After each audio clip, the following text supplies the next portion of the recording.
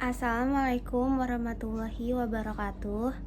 Perkenalkan, nama saya Rowena Azahra dari Prodi Administrasi Publik dengan NPM 223515516045 dalam rangka memenuhi tugas 2 mata kuliah Kebijakan Kependudukan yang diampu oleh Ibu Eka SIPMA. Saya akan melakukan review materi mengenai transmigrasi di Indonesia menurut versi saya yang sudah saya rangkum berdasarkan PPT Ibu Eka sendiri dan beberapa artikel jurnal lainnya. Baik, yang pertama kita akan membahas mengenai apa itu pengertian dari transmigrasi. Transmigrasi merupakan perpindahan penduduk secara sukarela dalam rangka meningkatkan kesejahteraan penduduk. Dan perpindahan ini dilakukan ke wilayah atau daerah yang sudah ditentukan oleh pemerintah pusat. Kemudian, adapun undang-undang yang mengatur tentang ketentuan pokok transmigrasi adalah Undang-Undang Nomor 9 Tahun 2009. Dalam undang-undang tersebut telah diatur apa saja ketentuan pokok dari transmigrasi di Indonesia. Pengertian transmigrasi menurut KBBI adalah perpindahan penduduk dari suatu pulau atau daerah yang padat ke pulau atau daerah yang penduduknya tidak padat atau sedikit. Dalam transmigrasi ini tentunya terdapat beberapa jenis atau bentuk dari transmigrasi. Yang pertama adalah transmigrasi lokal, transmigrasi spontan, transmigrasi umum, transmigrasi keluarga, dan transmigrasi bedol desa. Baik, selanjutnya kita akan membahas bentuk-bentuk dari transmigrasi. Yang pertama adalah transmigrasi spontan. Transmigrasi ini dilakukan tanpa bantuan pemerintah dan masyarakat menanggung resikonya sendiri. Jadi pemerintah tidak ikut andil dalam program transmigrasi spontan ini dikarenakan atas kemauan dasar individu tersebut. Kemudian individu ini akan melaporkan diri pada kantor tujuan seperti mengurus surat-surat yang dibutuhkan dan lainnya. Namun pada biasanya individu yang melakukan transmigrasi spontan ini menetap pada suatu kawasan atau daerah secara ilegal. Kemudian yang kedua adalah transmigrasi umum. Transmigrasi ini dilakukan dikarenakan adanya suatu faktor pendorong sehingga menyebabkan suatu individu ini melakukan transmigrasi. Biaya kebutuhan hidup diberikan secara gratis oleh pemerintah. Berbeda dengan transmigrasi spontan tadi, pemerintah tidak ikut andil dalam prosesnya, tetapi dengan transmigrasi umum ini, pemerintah ikut andil dan membantu individu yang melakukan kegiatan ini. Seperti contohnya adalah individu yang berpindah dari Pulau Jawa lalu keluar ke Pulau Jawa. Yang ketiga ada transmigrasi keluarga. Transmigrasi ini biasanya dilakukan oleh penduduk dari daerah yang padat pindah ke daerah yang jarang penduduknya. Dalam transmigrasi ini, keluarga yang berpindah harus membayar biaya pindah ke pemerintah dan biayanya ditanggung oleh keluarga yang berada di kota tujuan. Jadi dalam proses transmigrasi keluarga ini, pemerintah tentunya tidak berpartisipasi atau membantu transmigran dikarenakan semua biaya dan resikonya ditanggung oleh keluarga yang berada di daerah tujuan atau kota tujuan tersebut. Selanjutnya yang keempat adalah transmigrasi bedol desa. Transmigrasi bedol desa ini merupakan perpindahan penduduk yang melibatkan seluruh perangkat desa seperti kelurahan, kecamatan, RT, RW, masyarakat. Jadi semuanya ikut pindah bertransmigrasi ke daerah lain. Penyebabnya bisa disebabkan oleh banyak hal seperti bencana alam, pembangunan proyek, dan contohnya adalah transmigrasi dari korban Gunung Merapi pada tahun 1960-an. para transmigran pindah ke daerah Magelang melakukan transmigrasi bedol desa ke Balau Kedaton. Kemudian yang kelima adalah transmigrasi lokal. Transmigrasi ini transmigrasi yang mencakup imigrasi dalam suatu daerah tertentu. Seperti contohnya adalah suatu daerah di Lampung yang penduduknya padat dan sudah penuh, lalu pindah ke daerah yang berada di Lampung juga tetapi baru dibuka. Jadi kemudian kita tempati lagi di sana. Tujuan dari transmigrasi adalah sebagai berikut. Yang pertama, mengurangi kepadatan penduduk. Seperti yang kita ketahui, di Jakarta sendiri sudah terlalu banyak penduduk dan sangat padat, dikarenakan tiap tahun terdapat urbanisasi dari desa yang pindah ke Jakarta, entah untuk mendapatkan lapangan pekerjaan yang layak, entah untuk meningkatkan ekonomi, mendapatkan pendidikan, dan lainnya, sehingga tentunya Jakarta menjadi lebih padat dan sudah penuh. Oleh karena itu, salah satu tujuan dari transmigrasi adalah mengurangi kepadatan penduduk, mengurangi jumlah penduduk, sehingga dapat mengurangi tekanan yang ada.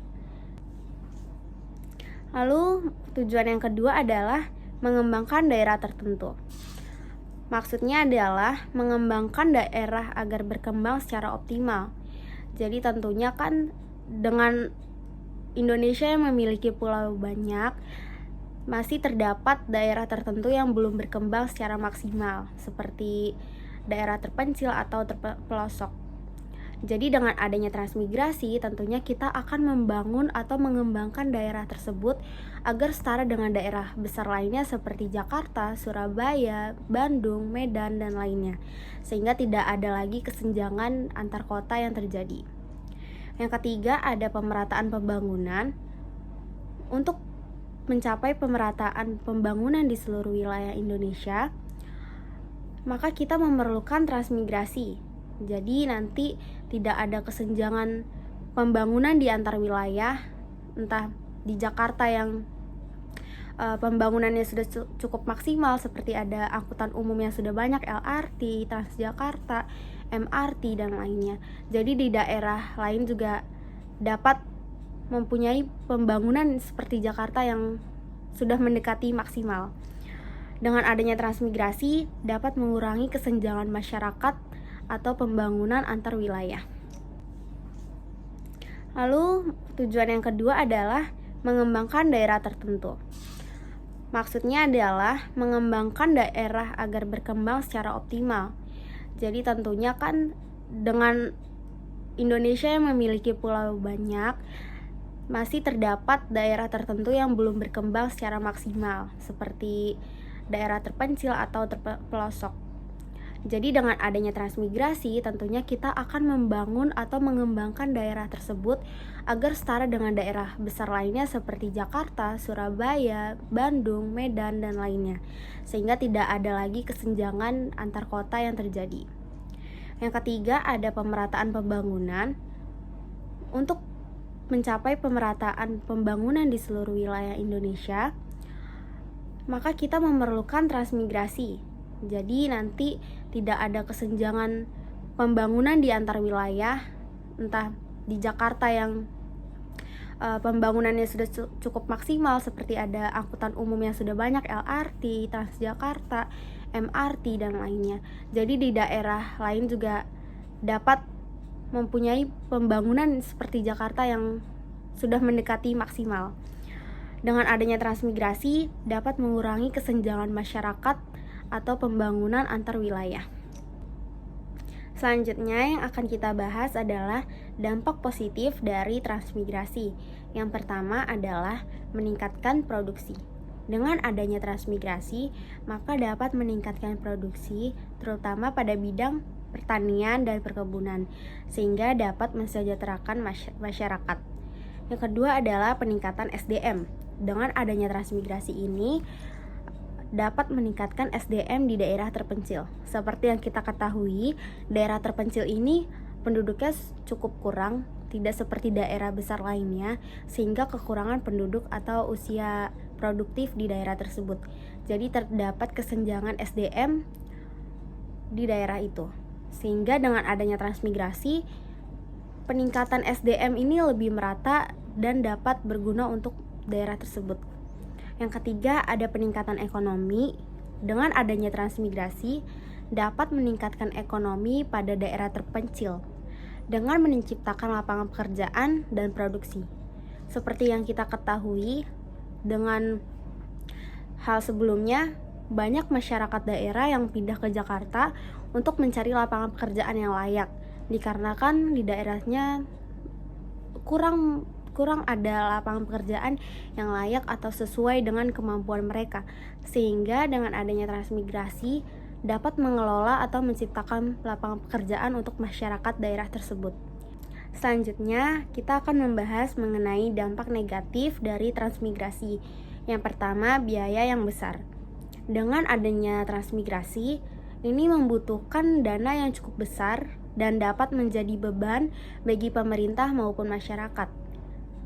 Yang kedua, terdapat kecemburuan sosial. Dengan adanya transmigrasi, ada kecemburuan sosial antara masyarakat di daerah tersebut dengan para transmigran, sehingga memicu konflik sosial. Yang ketiga, gagalnya tujuan. Dengan adanya transmigrasi, program ini tidak selalu jalan dengan mulus. Terdapat beberapa halangan atau kendala. Program ini jika tidak berjalan dengan baik akan menyebabkan ketidakberhasilan, sehingga dana yang dikeluarkan akan sia-sia. Kesimpulannya adalah transmigrasi merupakan perpindahan penduduk dari daerah yang padat ke daerah yang kurang padat atau tidak padat. Dengan adanya transmigrasi, tentunya membantu pemerataan penduduk di wilayah Indonesia. Jadi tidak hanya wilayah tertentu yang memiliki penduduk padat, sehingga menciptakan kesenjangan sosial, kesenjangan ekonomi, kesenjangan pembangunan, dan lainnya. Oleh karena itu, pemerintah dan masyarakat harus bekerja sama untuk mencapai rencana tersebut agar berjalan berhasil dan tidak sia-sia dana yang sudah dikeluarkannya. Sekian penjelasan materi transmigrasi dari saya. Tentunya di dalam video ini masih terdapat kekurangan, sehingga saya mengharapkan kritik dan saran yang membangun untuk kedepannya. Wassalamualaikum warahmatullahi wabarakatuh.